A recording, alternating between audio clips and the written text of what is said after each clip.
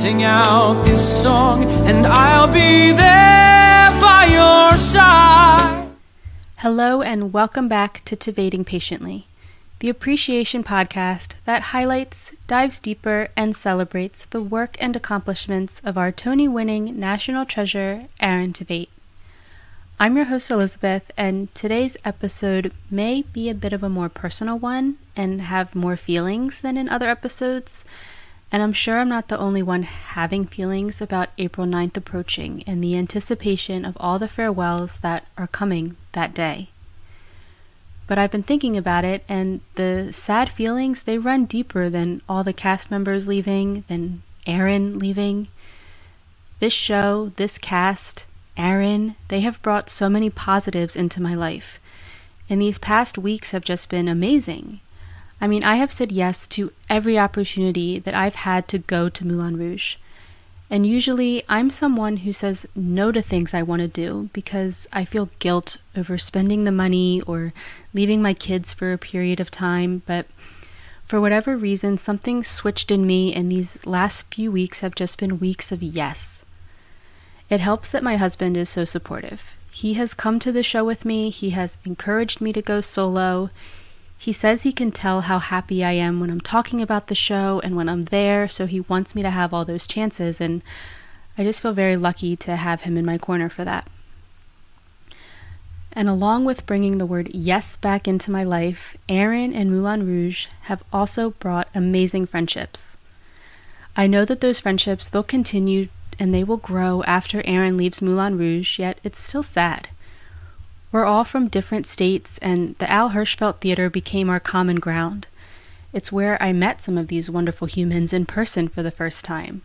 A place where we have common memories. We've taken off work, we've rearranged schedules to go to shows together.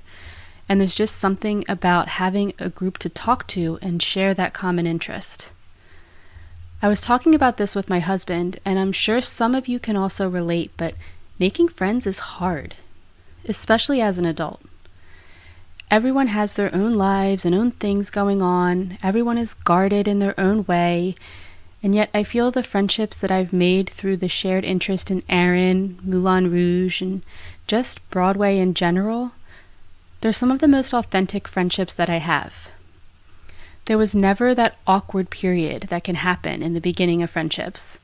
We just started having conversations about Aaron, certain performances he's done, songs he has sung, etc. And those conversations slowly branched out to other topics, and then more about our lives and ourselves. It's wild to me that I have a group of friends who I met through posts or comments on Instagram and TikTok that I now talk to every day.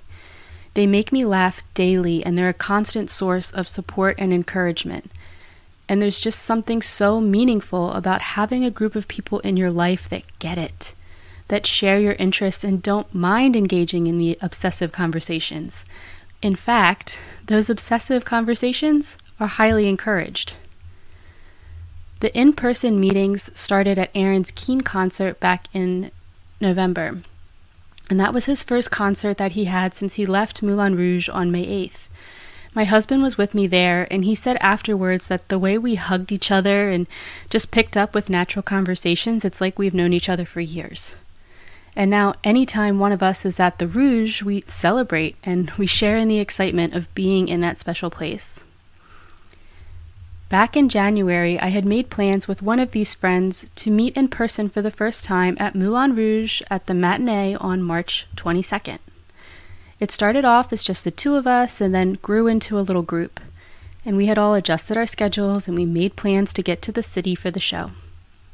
And this past week, we started tossing around suggestions to meet for lunch before the show. Then Aaron posts on his story that he would be out of the show for the matinee on the 22nd. And instantly, I was crushed and disappointed. And yet my friends were there with positive attitudes about making plans to sell the tickets or how we could make alternative plans for another show. They helped keep me from spending the rest of the day frustrated and disappointed and put things into perspective. And I know it's just one show that Aaron is missing, but it's one show that I personally was really looking forward to and being able to be around this group of friends that have come such a part of my daily life. Luckily, we were able to sell our tickets and get ones for another show. So the reunion, it will happen, just a week later than expected, and we will laugh about it while we cheers with our mezcal Negronis. I know these friendships, they'll continue after Aaron leaves Moulin Rouge, but it just feels like a chapter is soon closing. It's like when you graduate high school or college, you still maintain your friendships and conversation, but that central meeting point just changes. That'll be the case for us. The Al Hirschfeld and Moulin Rouge and New York City have just been a main source of joy and happy memories, and it'll just be different and an adjustment both emotionally and to the bank account to not be constantly looking at tickets and making plans. There's just a lot of emotion swirling lately about everything, and for me, it really started when Jessica and Caleb posted their announcements. I've shared this before, but I've accepted Aaron's short run. I was expecting Ashley's goodbye, but I was not prepared for Jess and Caleb. And then those announcements just kept coming, and I can't imagine that there will be a single scene of the show on April 9th that won't be met with roaring applause. And there will be many tears shed by both the cast and the audience when it's time for speeches. I mean, at this point, the farewell speeches could be as long as one of the acts of the show. Somehow, I don't know how yet, we will get through it, and when Aaron announces his next project, the excitement will begin again. One silver lining is that in between Moulin Rouge farewells and finding out what's in store next is that Schmakago will be airing, and Aaron, aka Topher, will be gracing us with his Afro presence on our TVs. So I'm sure that it won't be long before we are using Schmakago and Topher quotes and adding them into our daily lineup of Aaron quotes to use in everyday conversations. So this episode was a little bit of different content today, but the subject has been on my mind, and I just wanted to bring it up in the event that there are those of you out there having similar feelings. So here's to savoring every moment that is left of this Moulin Rouge chapter. Thank you so much for your support of listening to this little podcast, and if you haven't done so already, please follow and subscribe wherever you listen so you get notice of new episodes. And if you're looking for more fun Aaron content, you can find me on Instagram at tveiting_patiently and on TikTok at tveitingpatiently. Hope to have you back here for episode 38.